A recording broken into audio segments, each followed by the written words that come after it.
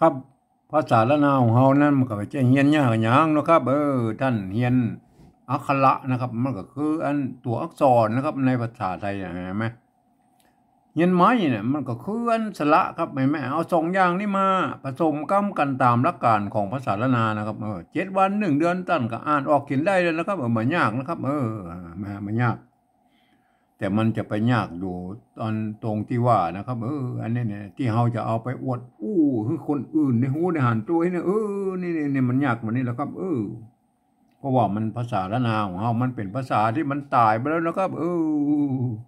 มันไม่ได้ใจนะจังราชการมาเมินนั่นนะครับนั่นเนี่ยคนเปิ้นอ่านออกเขียนได้แล้วมันมีน้อยครับเพราะฉะนั้นอันการที่เราจะเอาไปโชว์คนอื่นในหูในหันตัวนี่นะเนี่ยเราจะต้องใช้ภาษาอื่นๆนะครับมาเทียบเคียงเป็นภาษาของเรานะครับอันภาษาที่มันใกล้เคียงภาษาของเราหน่อยก็คืออันภาษาไทยภาษาไทยเนี่ยนะครับเนี่ยมันเกิดมาจากที่เดียวแล้วครับก็ที่ป่อของเราก็แหงที่เดียวกันนี่แล้วมันแยกไปทางใต้เจ้าอโยธยาปุ่นก็เอาไปเขียนเป็นอันอักษรไทยนะครับแม่นะมาทางเหนือเขาก็เปิ้นก็เอามาแปลงเป็นอักขระละนานะครับเห็นไหมเนี่ยมันเป็นอย่างนั้นมันกับมันมันหลากเงาหักเงามันมาจากที่เดียวกันนะครับบางคำนี่มันยังเหมือนกันอยู่แล้วก็ภาษาไทยกับภาษาละนานะครับเห็นไหมออกเสียงเหมือนกันอยู่นะครับเห็นไหมมันก็จะผิดเพี้ยนสำเนียงไปเป็นบางคำตอนไหนมามันก็ผิดเพี้ยนกันไปนะครับเห็นไหมแม้กระทั่งอันละนาของเฮาก็ยังมีแถม4-5เผ่าพันธุ์นะครับเนี่ยมันเจ้าเหมือนกันนะครับมันก็แตกต่างกันไปนิดๆนะครับเห็นไหมไต้หวันไต้ลวดไต้ลื้อไต้เขินไต้ยองเห็นไหมมันก็เบี้ยวกันไปนิดๆหน่อยๆครับแต่ฟังกันรู้เรื่องอยู่แล้วครับเขาก็ฟังไทยออกรู้เรื่องเหมือนกันมันอันเดียวนั้นเห็นไหมก็มันภาษาเดียวกันแล้วครับเนี่ยเขาเงามันมาที่เดียวกันครับเนี่ยมันเป็นอย่างนี้ไหมเราจะต้องเอาภาษาไทยนี่มาปริวัตินะครับและก่อนที่เราจะเอาภาษาไทยมาปริวัติเราไปก่อยในโลกนี้ก่อนนะครับเปิ้นใหญ่ใดกันนะครับเรามาดูใกล้ๆเลยนะครับเวียดนามเนี่ยนะเดิมทีแล้วมันใจภาษายึกยือเหมือนภาษาจีนนะครับเปิ้นมีสงครามกัน200-300 ปีผ่านมานะครับเปิ้นมาสามารถที่จะถ่ายทอดภาษาเหล่านั้นมาสู่รุ่นลูกรุ่นหลานรุ่นเลนเปิ้นเลยนะครับเนี่ยบ่เรียวรุ่นรุ่นลูกหลานเลนเปิ้นอ่านบ่ได้เขียนบ่ได้นะภาษายึกยือมันนั่นนะครับมาเปิ้นก็เลยหันไปเอาอันอักษรอาราบิกนะครับไปเขียนเป็นภาษาของเปิ้นนะครับเนี่ยเสร็จแล้วพวกใส่จุดใส่หมวกใส่ขีดใส่หมดสปาสเปะแล้วเพื่อมันได้ตามเสียงของภาษาเวียดนามเหมือนนั่นแหละเนี่ยอันนี้คือลักษณะของปริวัติภาษานะครับก็ยืมเอาภาษาอื่นมาเขียนนะครับแล้วก็จะใส่อันเครื่องหมายอย่างกับชุดแล้วแต่นะครับเพื่อมันปรับปรุงกันไปนะครับเพื่อมันได้ตามเสียงของภาษาของเปิ้นอันนี้นี่คือหลักการเอาไปก่อนในยุโรปหรอกครับอันอย่างอันฝรั่งเศสนะครับเยอรมันน่ะยูเครนรัสเซียอย่างพวกนี้นะไหมโปแลนด์ไหมโครเอเชียเนี่ยเปิ้นใจอันเอาอักษรอาราบิกมาเขียนของเปิ้นภาษาของเปิ้นทั้งนั้นเห็นไหมเปิ้นใส่จุดเพิ่มเติมไปนะครับ2 จุดก็ยังมีนะครับบางทีก็ใจหมวกปิ้นอย่างโครเอเชียนี่มันใจหมวกปิ้นง่ายขึ้นนะหมวกง่ายอันเวียดนามนั้นมันกรุ๊ปหมวกมันเป็นกรุ๊ปแล้วก็หุ้มลงเนี่ยอันโครเอเชียมันง่ายขึ้นไหมเนี่ยมันเป็นอย่างนั้นมันก็แล้วแต่เขาจะอันประดิษฐ์ขึ้นมาเป็นสัญลักษณ์นะครับเพื่อมันได้เอกโทตีจารวานะตามนั้นเองมั้ยอันนี้คือลักษณะของปริวัติภาษานะครับเห็นไหมอันในอังกฤษเอาไปก่อยอันอังกฤษหรอกครับเปิ้นจะเอาอันอักษรอาราบิกนั่นแล้วไปเขียนเป็นภาษาของเปิ้นเพื่อจะเอาไว้โล้นๆเนี่ยแล้วเปิ้นมาใส่สักอย่างครับนี่แต่เปิ้นอันมีกฎเกณฑ์อยู่ว่าเปิ้นอันบอกว่าอ่านออกเสียงไปได้ตามบริบทเลยนะครับเนี่ยเป็นประโยคคำถามคำเดียวนะเป็นประโยคคำถามมันก็ออกเสียงแบบนะเห็นไหมเป็นประโยคธรรมดาก็ออกเสียงแบบนะเนี่ยนะมันเป็นอย่างนั้นเลยมาอันนี้เป็นลักษณะของภาษาอังกฤษมันก็เหมือนภาษาละนาของเฮายุคต้นๆน่ะมันบ่มีไม่เยาะไม่ซัดก็คือไม่เอกไม่โทนะครับก็สามารถพันได้หลายเสียงเหมือนกันแล้วเนี่ยมันเป็นอย่างนั้นเลยก็เป็นอย่างนั้นเรื่องการปริวัติภาษาเนี่ยเอามาก๊อปปี้มาก่อยแล้วกลับมาที่เปิ้นจะเอาอันภาษาเอาภาษาไทยเนี่ยมาเขียนเป็นภาษาละนาเนี่ยเพ ผมเองเนี่ยผมได้ใจอันหลักการปฏิวัติของสภาวัฒนธรรมมหาวิทยาลัยเชียงใหม่นะครับเปิ้นต้องลงกันไว้เมื่อปลายปี28นะเปิ้นต้องลงกันไว้ว่าอย่างนี้นะครับการที่เอาภาษาไทยเนี่ยมาสะกดเขียนเป็นภาษาละนาน่ะหรือที่บรรท้องว่าปริวัตินั่นนะครับก็ทำได้อยู่3แบบหรือ3รูปแบบนะครับนี่อันแบบที่1นะเปิ้นจะเอาไว้อันสะกดเขียนบันทึกในอันลักษิลาจารึกเอกสารสำคัญในโบราณนะครับเห็นไหมเปิ้นจะเอาอันภาษาไทยเนี่ยไปอันเทียบเอามาทุกอักขระนะครับทุกไม้นะครับทุกเครื่องหมายนะครับเนี่ยอันนี้มันเป็นการปฏิวัติแบบละเอียดนะครับเปิ้นบอกพิวเลยนะครับเปิ้นจะเอามากู้ยั่งนะครับแม่เนี่ยอันนี้เราบอกถึงแล้วนะครับรายละเอียดเรามาอู้ถึงแก่อันหลักการมาได้อธิบายท่านฟังนะอันเรามาก้อยในไอการปฏิวัติแบบที่2เลยนะครับแบบที่2นะครับเห็นไหมแบบที่2นี่เปิ้นว่าอย่างนี้นะครับยืมเอาอักษรไทยนะครับมาปรับเทียบมาเป็นอักขระละนาทางบนปูนนี่แล้วก็ประกอบกันขึ้นมากับแบบภาษาไทยผสมผสานกันไปนะครับบางครั้งเนี่ยไม้หรือสระมันบัดตัดกันนะครับเปิ้นก็สามารถบูแล้วนะคำศัพท์ได้หน้าตามแหละบอกออกมาแบบไทยๆนะครับเนี่ยโทษทีแต่เวลาอ่านนั่นนะท่านต้องนึกถึงว่าเป็นอัน อ่านเป็นไทยก็จริงนะครับแต่ต้องนึกว่าเป็นอักษรละนานะครับเห็นไหม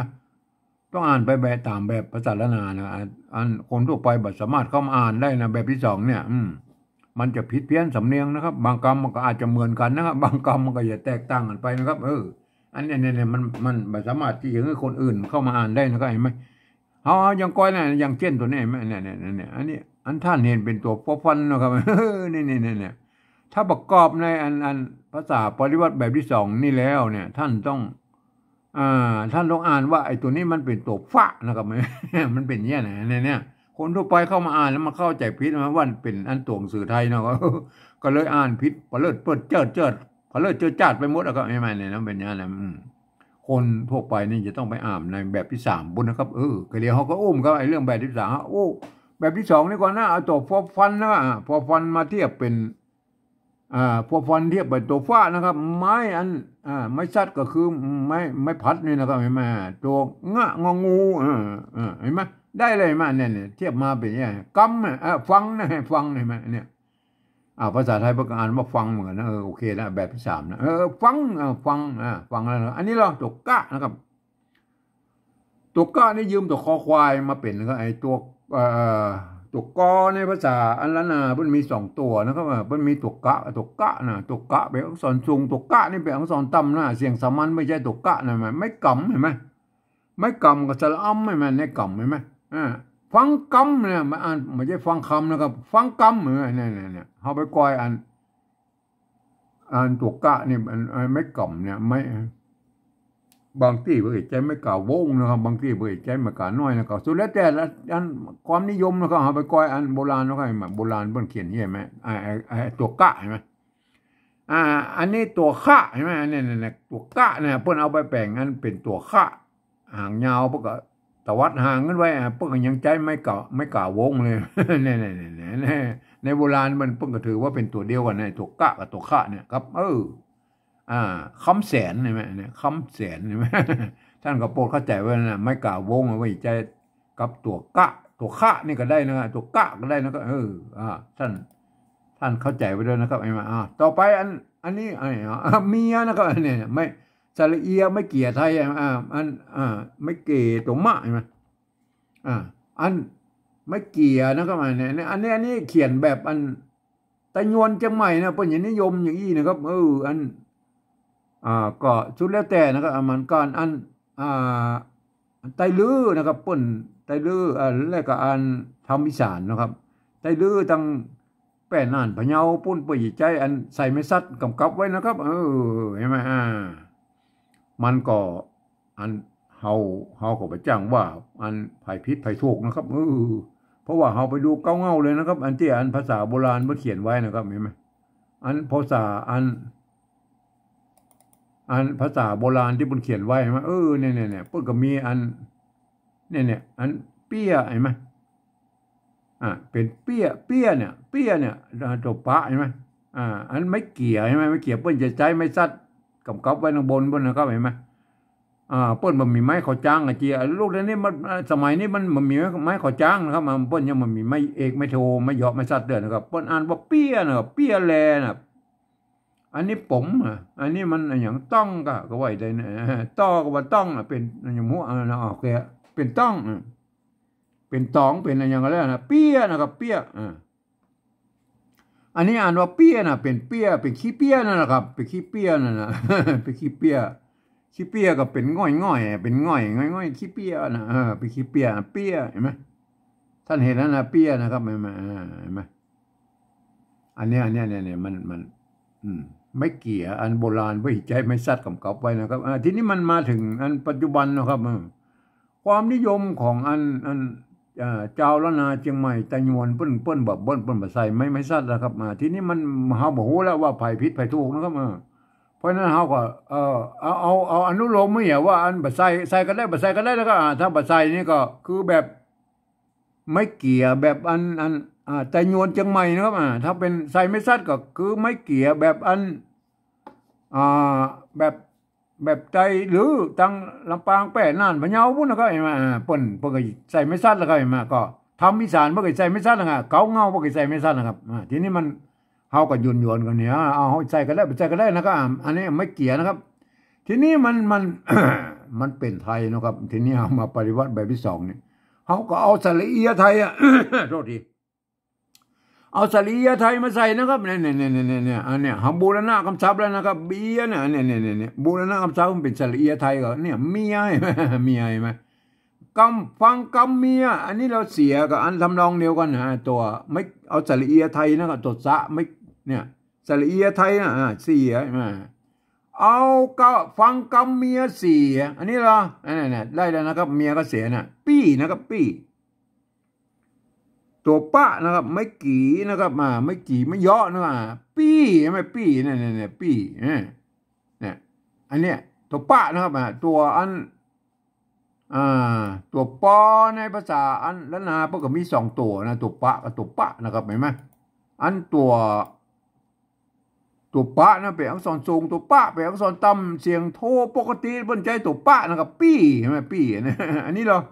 อันนี้ก็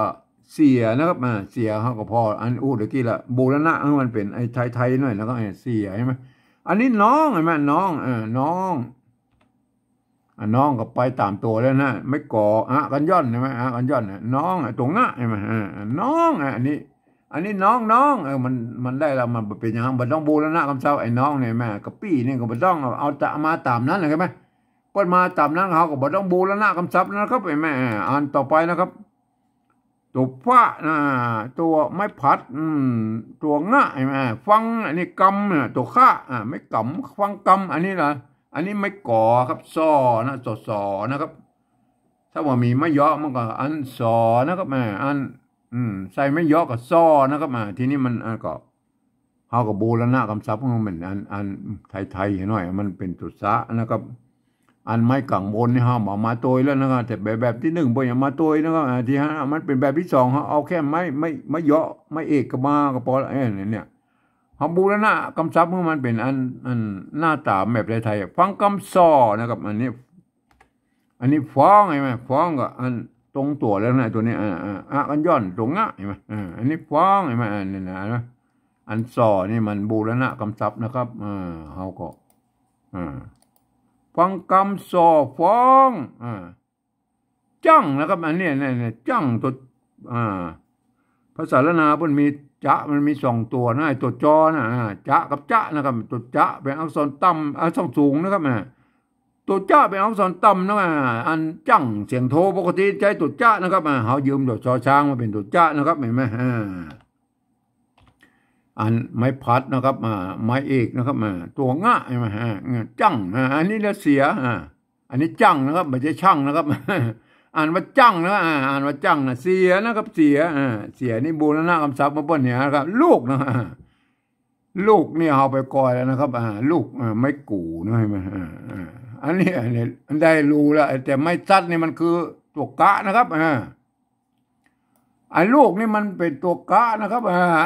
เป็นไม้กักนะครับเนี่ยเอาไปก้อยอันของโบราณแล้วก็เนี่ยของโบราณไปไหนไหม เนี่ยของโบราณเพิ่นเขียนอี้มาเนี่ยไหมอันนี้เดือนนะก็เนี่ยเดือนเห็นไหมมันเกลือสะกดด้วยตัวนะเดือนน่ะเดือนอะไรเงี้ยโทษดีอันนี้ไม่ไก่ตัวไฟเรือนไฟเนี่ยเรือนไฟอันนี้ตัวมะไม่แก่ใช่ไหมอันไม้ซัดทางบนพวกน่ะเปิ้นก็เอาซัดกำกับไว้ไม่แก่บ่ได้นะครับมาแต่มันจะอ่านออกเป็นไม่เยาะนะครับแม่นะครับแม่นะไม้ซัดนี่มันจะออกเป็นไม่โทแล้วไม่เอกก็ได้นะครับเห็นไหมแม่นะครับอันเนี้ยเรือนไฟแม่อันนี้ลูกแล้วก็มันเนี่ยตัวละไม่กลัวตัวไม่ซัดนี่แทนตัวกะอันนี้แม่แทนตัวกะเป็นไม่กักนะครับลูกนะครับอันนี้หรออันนี้มันอ่อนแล้วก็อ่อนนะตัวเนี่ยอันกันย้อนตัวไม่ก่ออยู่นี่สะกดด้วยตัว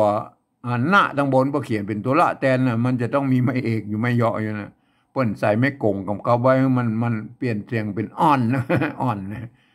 เรือนไฟแม่ลูกอ่อนนะเนี่ยลูกเปิ้นเขียนนี้นะครับโบราณไหนมาลูกโบราณเห็นไหมอันนี้ลูกโบราณนะครับลูกโบราณเปิ้นเขียนอี้ไหมฮะตอนนั้นก็เปิ้นอี้ไหมฮะก็บูรณะคำศัพท์เปิ้นไปอันไม่ซัดนี่คือไม่กักนะครับบูรณะคำศัพท์เนี่ยลูกนะเห็นไหมฟังกำลูกอันนั้นลูกเสียนะครับเสียเห็นไหม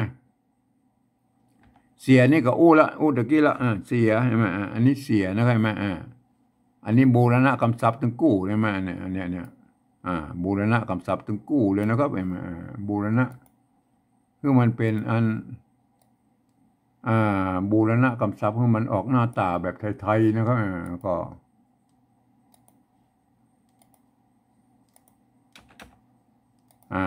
เสียนะครับหลานนะตัวหอรอนะตัวละนะครับตัวละไม่กานะตัวนะหลานใช่ไหมได้ไหมหลานนะครับอันหลานนี่มันต้องบูรณะคำศัพท์เพราะว่าเอามาตรงๆเลยนะครับหลานโอเคนะครับนี่คือการปริวัติอันแบบที่สองนะครับก็คือการเทียบไปเอามานะครับเทียบเอามาตามเอาภาษาไทยไปเทียบเอามานะครับเอาอักษรไทยไปเทียบเอามานะถ้ามันสระมันมาตรงมาตัดกันคือสระเอียเนี่ยก็บูรณะคำศัพท์เบิ้ลนะครับเนี่ยสระมันมาตรงมาตัดสระสระกอสระเนี่ย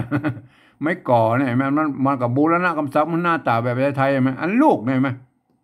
ลูกนี่มันก็เหมือนกันสระมันมาเหมือนกันป้นใจอันพิเศษกำเอาตัวไม่ซัดมาแทนตัวกะนะครับไม่นะลูกไม่เป็นยังสมัยรุ่นหลังๆมาไปใส่ตัวกะตัวนะครับลูกก็ใส่ไปใส่ก็ได้ไม่กะนะครับไม่กะไหนมันใส่กับได้อันต้นมีตัวเรียกมาแทนตัวกะแล้วนะครับลูกนะครับถ้าใส่ไม่กะไปอันใส่ไม่กะไปมันก็แสดงว่าอันมันจะออกเสียงสั้นๆหน่อยแล้วก็ลุกมาไกลเป็นเนี่ยนะกายมาอย่างใหญ่ไหมถ้าใส่อันไม่กะไปอย่างใหญ่อย่างนี้มันก็ต้องอ่านว่าออกเสียงสั้นหน่อยคือลุกลุกมันเป็นเยี่ยอะไรเนี่ยมันเป็นมันแบบมีความหมายอย่างแล้วอันเนี่ยอันไม่กะเนี่ยอันรุ่นหลังๆปุ้ยใส่ไม่กะนะครับเห็นไหมรุ่นหลังๆใส่ไม่กะถ้าใส่ก็ได้บ่ใส่ก็ได้นะครับบ่ต้นพวกก็บ่ใส่แล้วเห็นไหมบ่ใส่แล้วพวกก็เอานี่ก็ลูกแล้วเนี่ยลูกเลยถ้าใส่ไม่กะมันก็ลูกนะครับมันจะออกเสียงสั้นหน่อยลูกเห็นไหมมันก็สุดแล้วแต่นะครับเอามาอู้ต่อเลยนะครับเห็นไหมอันแบบที่สองนี่พวกก็ยังอ่านกันได้อีกนะครับเพิ่นจะใช้อันหลักการของอันภาษาละนาอ่านแล้วก็คืออันนี่เนี่ยป้นหันว่าเป็นตัวฟะตัวงะตัวกะตัวมะตัวสะใช่ไหมเนี่ยตัวปะใช่ไหมเพื่อจะเห็นแบบภาษาละนานะครับเพื่อจะอ่านไปตามแบบภาษาละนานะครับอาจจะกฎหลักการของภาษาละนาอ่านเพื่อจะอ่านไว้นะครับฟังกำเมียเสียปี้เสียน้องฟังกำสอบฟ้องจังเสียลูกเสียหลานอันนี้คือภาษาปฏิวัติแบบที่สองนะครับแม่เนี่ยเปิ้นบ่ได้ให้คนอื่นเข้ามาอ่านนะว่าคนทั่วไปนี่จะต้องเข้าไปอ่านเลยไอ้แบบที่สามพุ่นนะครับแบบที่สามเปิ้นว่าอี้นะครับอันแบบที่สามเนี่ยเปิ้นว่าอี้นะครับเปิ้นบอกหลักการเปิ้นว่าฟังเอาเสียงภาษาละนาทางบนปูนะครับเนี่ยเปิ้นอันออกเปล่งเสียงออกมาได้แล้วครับเนี่ยเปิ้นเนี่ยภาษาละนาเนี่ยเปล่งเสียงออกมาได้ล่ะอันตามข้อตกลงปลายปี 28ของสภาวัฒนธรรมมหาวิทยาลัยเชียงใหม่นะครับเปิ้นตกลงกันไว้ว่าเนี่ยบอกฟังเสียงภาษาตังบนปุ่นที่เปิ้นเปล่งเสียงออกมาใดนะครับก็คือการกำอู้เนี่ยเปิ้นอู้มาใดก็เอาภาษาไทยเขียนไปจ้านะเนี่ยเปิ้นบอกเต้าเอี้ยนะครับเห็นไหมแต่พวกก็เริ่มเกิดอยู่ว่าอันเสียงโทอันที่อันภาษาไทยมันเป็นระบบ5เสียงนะครับมันจะไปเขียนอันระบบ6เสียงมันบ่ได้นะครับมันจะขาดเสียงอันที่มันเสียงบ่ได้ก็คือเสียงโทพิเศษโทเมืองนั่นแหละเห็นไหมอันเปิ้นบ่มีเสียงนี้ในภาษาไทยเพิ่นก็สร้างวรรณยุกต์ไว้ฮื้อนึงก็นี่เลยท่านอย่าต้องไปปรับปรุงเปลี่ยนแปลงเอาเองวันนี้มันพอดีมันบ่มีอันเสียงโทพิเศษให้ดูนะครับผมก็ผ่านมาก็อธิบายแล้วนะครับทีนี้เขาเว้นไม่วันนี้เอาเว้นไว้กรรมนะเอามาฟังเลยนะครับอันตัวเนี้ยตัวเขาฟังนะครับฟังเลยเปิ้นอ่านว่าฟังนะครับฟังอันแบบที่2นี่เปิ้นอ่านว่าฟังอันแบบที่3นะอันแบบที่3นี่ก็บ้างภาษาไทยเปิ้นก็ฟอฟันเปิ้นก็อ่านว่าฟังเหมือนกันก็แล้วแต่อันที่มันเหมือนกันก็เหมือนกันไปเฮาก็บ่ต้องยุ่งเบิ่นนะครับบ่ต้องยุ่งบ่ต้องยุ่งเพราะว่าภาษาไทยภาษาละนาบางคำมันก็เหมือนกันอยู่แล้วครับมันเกิดมาจากที่เดียวแล้วครับอันตัวที่2แล้วครับอันภาษาละนาเพิ่นอ่านว่ากำนะครับกำเห็นมั้ยนั่นกำอันแบบปริวัติแบบที่2นี่เพิ่นอ่านว่ากำนะครับอ่านว่ากำอันนี้อันนี้แบบที่3เนี่ยอ่านภาษาไทยเพิ่นอ่านว่าคำนะครับเห็นมั้ยคำท่านจะต้องเอากอไก่มาเขียนแล้วนะครับคือมันเป็นกำเห็นมั้ยนี่เอากอไก่เขียนแล้วก็แม่ใส่สระอำไปอันนี้เนี่ยมันเป็นกำเลยแม่กำเนี่ยกรรมใช่ไหมเนี่ยกรรมท่านโปรดเข้าใจว่าอันนี้กรรมแล้วนะครับใช่ไหมเนี่ยออกเสียงกรรมแล้วมันจะต้องกอเนี่ยมันจะต้องใช้กอไก่นะภาษาไทยเนี่ยฟังกรรมเนี่ยฟังกรรมอันนี้อันนี้แบบที่2พวกอ่านว่าฟังกรรมใช่ไหมเนี่ยภาษาละนาพวกก็ฟังกรรมใช่ไหมมันเต้าอะไรมาเนี่ยฟังกรรมอันนี้อันนี้ภาษาอันละนาเชียงใหม่ผมใส่ไม่สั้นแต่พวกอ่านว่าเมียนะครับเมียใช่ไหมเนี่ยเอาเมียกับเสียเลยนะมันเหมือนกันเมียเสียเมียเสียสระเอียเหมือนกันอันนี้ก็แบบที่2พวกอ่านว่าเมียเสียใช่ไหมเนี่ยบูรณะคำศัพท์มันเป็นไทยๆหน่อยอันแบบภาษาไทยแล้วครับภาษาไทยพวกเอามอม้าสอดเสือมาเขียนไอ้เมียกับเสียน่ะเมียเสียพวกอ่านได้นะครับพวกอ่านว่าเมียเสียเหมือนกันอันที่มันอ่านได้เฮาก็บ่ต้องมายุ่งเพิ่นนะครับบ่ต้องมายุ่งอันที่เปิ้นอ่านมาได้อ่านบัดตัดตรงเสียงด้านเฮาก็เปลี่ยนของเปิ้นนะครับเฮาก็บูรณะคำศัพท์มันเป็นอันปริวัติตัวนั้นนะครับปริวัติตัวนั้นนะครับอันนี้อ่านตัวภาษาละนาเปิ้นอ่านว่าปี้นะมันตัวปะนะครับตัวปะมาเหยาะปี้อันนี้อันนี้ตัวปะไม่เปิ้นไม่กี่ไม่เหยาะเปิ้นอ่านว่าปี้เหมือนกัน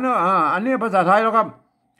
ภาษาไทยเปิ้นเขียนอย่างนี้เปิ้นเอาพอพานมาเขียนสระอีไม่เอกเนี่ยเปิ้นอ่านว่าพี่นะครับเสียงโทเหมือนกันนะโทปกติเหมือนกันนะครับแต่เปิ้นอ่านว่าพี่นะพอนะทีนี้เฮาต้องบูรณะคำศัพท์คำนี้แล้วนะต้องปริวัตินะครับปริวัติก็คือต้องเอาปอปามาเขียนให้มาปีนะครับไม่กี่สระอีนะปีนั่นแหละปีเห็นมั้ยออกเสียงว่าปีนะครับนี่บูรณะคำศัพท์แล้วนะครับบูรณะคำศัพท์ปีนะอันนี้ปีใส่ไม่เอกหรอปีนี่บางคนก็ถ้าอ่านเขาเรียกว่าขี้ตูเอาเสียงโทปกตินั่นน่ะมาเป็นเสียงโทพิเศษเนี่ยแล้วก็มันก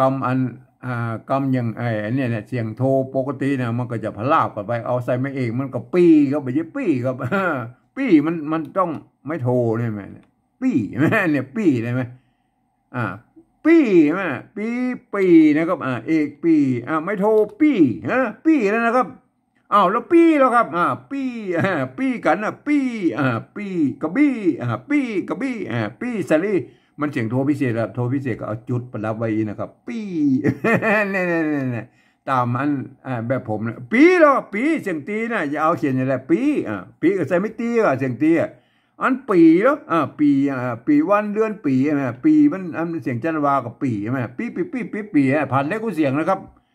ผ่านตามผมนี่ผ่านเลขกูเสียงนะปีนะครับปีไม่เอกปีไม่โทปีปีใช่ไหมอันนี้ปี้นะครับเนี่ยเสียงโทปกตินะปี้ใช่ไหมปี้ใช่ไหมอันนี้ก็ปี้ใช่ไหมก็โอเคนะครับเห็นไหม ได้เลยนะครับแบบปฏิบัติแบบที่3เห็นไหมอันนี้เราเสียอันนี้เขาอู้ไปแล้วเสียนี่เขาก็บอกมันต้องไปยุ่งมันแล้วก็มันเห็นไหมมันอันนี้เนี่ยมันเสียไทยมันก็อี้แล้วมันก็ตามเปิ้ลละเสียได้อันนี้เราตัวต่อไปเนี่ยอันน้องนะครับน้องอันโทษทีอันนี้ก็น้องน้องอันนี้เราแบบที่2นี่ประกาศน้องเสียงตีเหมือนกันอันแบบที่3แล้วก็น้องเสียงตีเหมือนกันมันเหมือนกันแล้วก็ภาษาไทยภาษาละนามันเหมือนกันนะครับบางครั้งมันก็เหมือนกันเขาก็บอกต้องไม่ยุ่งนะครับเอาต่อไปนะก็ฟังกำ2ตัวเลยฟังกำอันนี้ก็ฟังกำอันนี้ก็อันนี้มันฟังคำครับต้องเอากอไก่มาเกี่ยวแล้วนะครับกอไก่นะครับอ่านได้เลยไหมฟังกำอันนี้เหรอซอนะครับอันนี้ก็ซอนะครับอันนี้ก็ซอเสียงเอกก็แล้วไปนะครับอันนี้ฟ้องอันนี้ก็ฟ้องเสียงตีไหมอันนี้ก็ฟ้องก็แล้วไปนะก็แล้วไปอันตัวต่อไปแล้วครับอันตัวต่อไปอันนี้เหรอตัวจ้านะครับจังนะครับป้นจะเขียนจังเขียนจ้างมันก็แล้วแต่สำเนียงของอันถิ่นของแต่ละภาษาละนานะครับ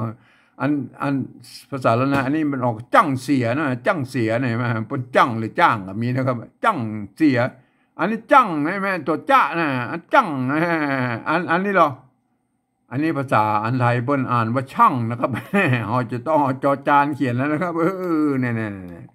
เขาเยอะมาออกเสียงจังแล้วมันจอจานเขียนแล้วนะจังนะครับจังใช่ไหมอันนี้จังแล้วนะครับเสียงสามัญนะฮะจังเสียงสามัญใช่ไหม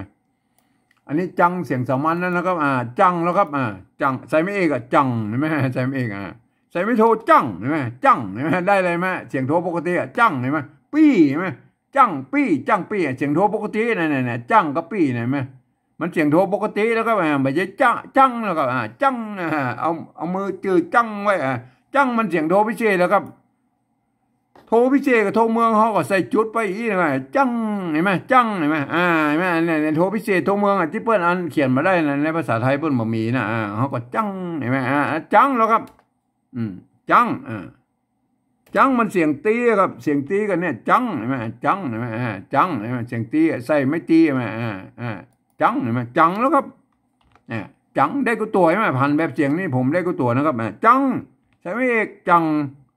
ใส่ไม่โทจังเห็นไหมได้เลยไหมจังอันนี้ก็จังอันนี้ก็จังเห็นไหมได้เลยไหมได้เจ้ากันก็ครับตัวต่อไปมันเสียมันเหมือนกันก็แล้วไปอันนี้หรอภาษาละนาออกเสียงว่าลูกแล้วกับลูกเห็นไหมอันนี้ก็ลูกนะครับอันนี้ก็ลูกนะภาษาไทยประกาศว่าลูกเหมือนกันก็แล้วไปเสียก็เต้ากันเห็นไหมอันนี้หรออันนี้ภาษาละนาประกาศว่าหลานนะครับเสียงจัตวายมาอันนี้ก็หลานอันแบบไทยประกาศว่าหลานเหมือนกันอันที่เปิ้ลเขียนได้เต้ากันเขาก็บอกต้องไม่ยุ่งเปิ้ลนะครับเขามาเอาเฉพาะที่เปิ้ลภาษาไทยเปิ้ลเขียนมาได้นะครับครับเนี่ยเขาก็ได้แล้ววันนี้ปฏิวัติภาษาละนาเขาก็ได้แล้วนะครับเห็นไหมก็เสียงโทพิเศษกับผมกับพันเขาดูแล้วนะครับเห็นไหมมันจะใจอย่างไรนะครับโทพิเศษโทเมืองเขาก็บูรณะไปตามนั้นนะครับเห็นไหมหลักการของผมเห็นไหมอันนี้เนี่ยอันถึงแม้ว่าท่านจะเป็นฝรั่งมังค่าลุกที่ไหนมาจังนะท่านเรียนภาษาไทยมานะครับแล้วก็อ่านไปตามหลักการภาษาไทยแล้วนะครับเห็นไหมเนี่ยยกเว้นนะครับคำที่มีจุดอ่านออกเสียงโทพิเศษนะครับคำที่มันมีไม้จัตวาเนี่ยคืออ่านออกเป็นเสียงจัตวานะครับคำที่เป็นอยน่ะคืออ่านเป็นออกเสียงยอยักษ์ไทยนะยอยักษ์ตัวเดียวอ่านเป็นยอยักษ์ละนานะครับเนี่ยท่านอ่านแล้วปั๊บเนี่ยท่านจะได้สำเนียงไตยวนเชียงใหม่ไปเลยนะครับเห็นไหมอ่านกันว่าได้ยี่นะครับฟังคำเมียเสียปี้เสียน้องฟังคำสอบฟ้องจังเสียลูกเสียหลานเนี่ยนี่คือสำเนียงไตยวนเชียงใหม่นะครับถ้าเป็นสำเนียงไตลือตังลำปางแป้นน่านพะเยาพุ่นน่ะหรืออันไตยองตังละปูนมันก็ไปถึงแบบนึงนะครับเนี่ยท่านกระโปรงเข้าใจไปแล้วนะครับไหมนี่คือการปฏิบัติแบบไตยวนเชียงใหม่นะเพื่อนผมเองมันเป็นคนไตยวนเชียงใหม่มันโดยกำเนิดมานะครับมันก็ ก็เอาปฏิบัติไปตามนั้นนะครับมาแบบที่สองนี่แล้วครับแบบที่สองนี่เปิ้นจะต้องใจหลักการภาษาละนาอ่านนะครับเปิ้นต้องหันว่าเป็นตัวปะตัวกะตัวมะตัวซะตัวซะนะตัวปะใช่ไหมนี่มันเปิ้นเป็นหันเป็นอักขละละนานะเปิ้นอ่านกันว่าอย่างนี้นะครับฟังกำเมียเสียปี้เสียน้องฟังกำสอบฟ้องจังเสียลูกเสียหลานนี่พวกอ่านอะไรนี่นะครับคนทั่วไปบัดสามารถเข้ามาอ่านได้มันจะผิดเพี้ยนสำเนียงนะครับแค่ตัวแรกนี่มันได้ก็ได้ฟังคำเนี่ยมันก็ไปละไปใหญ่ละมันต้องอ่านว่าฟังกำเห็นไหมมันมาได้แล้วมันจะผิดเพี้ยนสำเนียงนะบางตัวมันก็เหมือนกันบางตัวมันมาเหมือนกันว่าคนเนี่ยคนทั่วไปอันเปิ้ลเขียนไว้ให้เราหล่อแบบที่สามเนี่ยไว้ให้คนทั่วไปอ่านถ้าก็ไปอ่านแบบนั้นนะครับเห็นไหมสำหรับอันภาษาละนาพวกก็เขียนอย่างอี้นะครับเห็นไหมเขียนแบบอี้เป็นส่วนใหญ่แล้วก็มันก็เป็นอี้นะไหมยกเว้นนะครับยกเว้นบางที่พวกอ่านจะผิดเพี้ยนกันไปแล้วมันไม่อยู่4-5 เผ่าพันธุ์มันก็ยังว่าเขาจะไปบังคับเผ่านั้นเผ่านี้เขาเขียนอย่างนี้มันก็บัดใจนะมันแล้วแต่ความนิยมของเผ่าพันธุ์ของเพื่อน4-5 เผ่าพันธุ์อะไรมันอย่างเช่นอันนี้เนี่ยตกกะเนี่ยมันเปิดใจไม่กะน้อยกับไม่กะวงก็ได้ตามใจนะแต่หลักฐานอันภาษาอันโบราณเปิ้นใจไม่กะวงมานะครับก็สุดแล้วแต่นะครับอย่างเมียเนี่ยเมียเสียเนี่ยเห็นไหมเปิ้นจะใส่ไม่ซัดก็ได้บ่ใส่ก็ได้ถ้าบ่ใส่ไม่ซัดมันก็แบบอี้มันแบบเชียงใหม่นะครับแบบตะยวนเชียงใหม่บ่เคยเขียนอย่างอี้มันก็แล้วแต่นะครับทำอีสานบ่เคยใส่ไม่ซัดนี่ใช่ไหมอันก็อันไตลือตังอันลำปางแป้นนั่นพะเยาบ่เคยใส่ไม่ซัดนะครับก็มันก็โอเคนะครับจะใส่บ่ใส่ก็ได้เฮาก็โยนกันไปนะเฮาก็แล้วแต่นะครับใช่ไหมอันคำว่าอันนี่ลูกนี่มั้ยลูกนี่มั้ยบางที่บ่เคยใส่เปิ้นบ่เอาใส่ไม่กักนี่บ่เขียนแบบสมัยเอาสะกดแบบทื่อๆแบบสมัยใหม่ก็เอาตกกะมาสะกดแล้วไงกะมันก็ลูกเหมือนกันนะครับแต่โบราณถ้าเก่าเงาแล้วเปิ้นไอ้ลูกเปิ้น